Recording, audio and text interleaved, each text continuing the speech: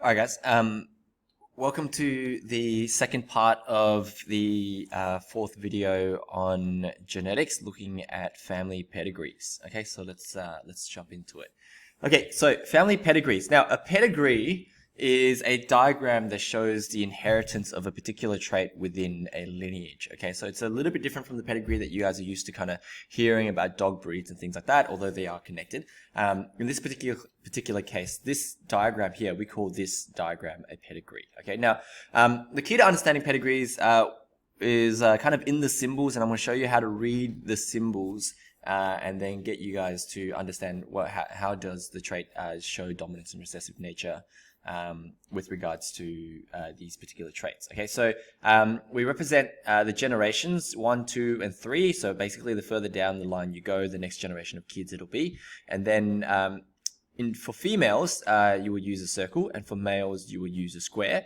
And if they are normal and unaffected by the condition that we are investigating, then they will be shown without any color. And then if they are exhibiting this trait that we're trying to investigate, then they will be shaded in, and likewise with the male. The mating line runs across between to show that obviously they are together.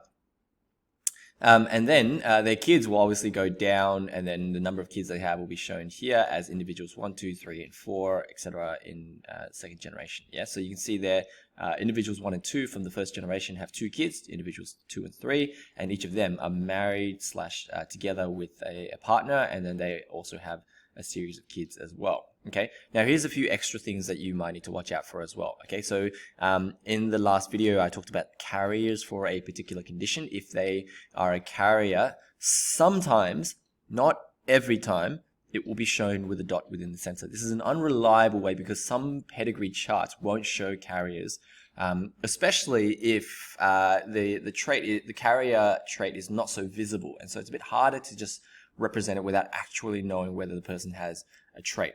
You know, you can see if a person has cystic fibrosis, and you can see whether they're normal, but you don't know whether or not there's no kind of physical way of being able to tell whether or not they're a carrier. Okay, so if there are twins, they come off as a bit of a fork, and then identical versus non-identical is shown with that slight little line down there in the middle. Okay, now pedigrees are used to show the dominant or recessive nature of a trait. Not every trait can be, before we were able to kind of just screen the trait for its genetics and look at the genetic code of a person and be able to tell whether or not they've got a trait or not.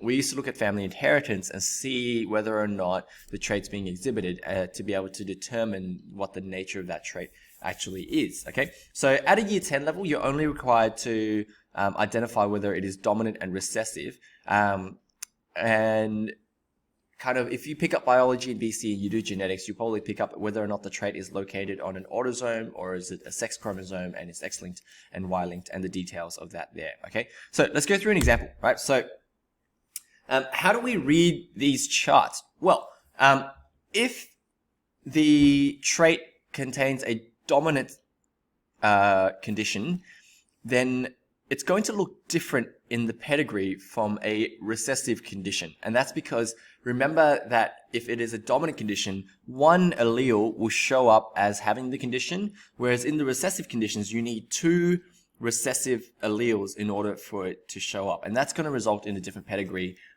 for dominant and recessive conditions. Okay, so here are the general principles. If I look at this particular trait, I can see here individual 1 is affected, and they've got kind of individuals 2, 4, and 5 in the second generation have this condition, right? There are 2 principles that you can use to determine whether it is a dominant condition. The first one is that affected individuals will have at least one affected parent. Yeah. So that means that if you see that an individual has the condition, like for example, individual number 2, it will tell you that automatically their parents, one of the parents, will have it, because there's no way you can inherit a dominant mutant allele without your parent giving it to you. Okay, and so that's one of the ways that we can tell. And if it disappears from the branch, it's not going to reappear. Yeah. So if I was to look at these two individuals here, and they've got their series of kids here, but you see individuals 6 and 7 in the second generation, neither of them have the condition, and all of their kids don't have the condition. So that tells you that it is a dominant trait when looking at this pedigree. In a recessive trait, you're getting somewhat of a reverse. Yeah. Unaffected parents can still pass it on to their children. And this is how certain traits skip a generation, and you get it from your grandparents, but your parents don't have it, and then you have it, right? And then it can reappear in the generation, right? So you can still, for example, these two parents are unaffected, but because they are carriers, right, they are going to give a chance that their kids are going to have this condition. And you can see individuals 2 have it, and then individuals 6 and 7 in the second generation over here also have it, and they're twins, right? And then you can see that if it disappears, it can reappear later. So there, it skips a generation, right? And then it comes back up again here, right? And so it's giving you this indication that it is possible. And also in general, if two parents have it, the condition, all their kids will have it, because all the kids are inheriting these two recessive alleles for that condition. Okay. Now let's put your brains to the test and see if you can try and figure out. I'm going to show you this pedigree. I want you to pause the video and see if you can determine whether this trait is a dominant trait or a recessive trait based on the principles that I've explained earlier. Okay. All right. My assumption is that you have paused the video and you gave it a shot. Let's take a look at how we know some of these traits. Okay. So this individual here, all right, they've got the condition, this one doesn't, and you can see that their kids 2, 4, and 5, they will have the condition, whereas 3, 6 does not, right? And then 6 is married to 7, and 7 doesn't have it either. So you can see there that if the child has it, one of their parents has it. Likewise here and likewise here. And so that is a good indication that it is most likely going to be dominant. And then you can further concrete that by understanding that C, individual 6 and 7 in the second generation, neither of them have it, and all of their kids are cleared and they're all good, right? And so that tells you that in this particular case, this is a dominant condition, all right? Have a go again in this one. Pause the video, give it a shot. All right, you can see that unaffected parents can have affected children. Therefore, it is pretty good evidence that this is a recessive condition, right? And that person has inherited the two carrier symbols here, right? A little bit of an insight into recessive conditions here, right?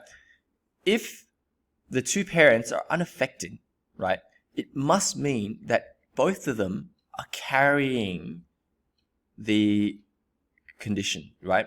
Because the only way that their kids could get it is if their kids have inherited one from mum and one from dad. And if dad and mum, neither of them have it, this has to be, if you were to imagine a capital A, lowercase a here, and a capital A, lowercase a here for this particular condition. Okay, so that tells you that the two lowercase a's here are inherited from this individual and this individual, and both parents are carriers, right? And so likewise here, these individuals have it, therefore both of these parents are carriers, and likewise here, both of these parents are carriers. Now you can see there's no dot in the middle to indicate that, but we can make that assumption based on the fact that they are carrying, and therefore these kids have just caught the terrible combination of both of them having it.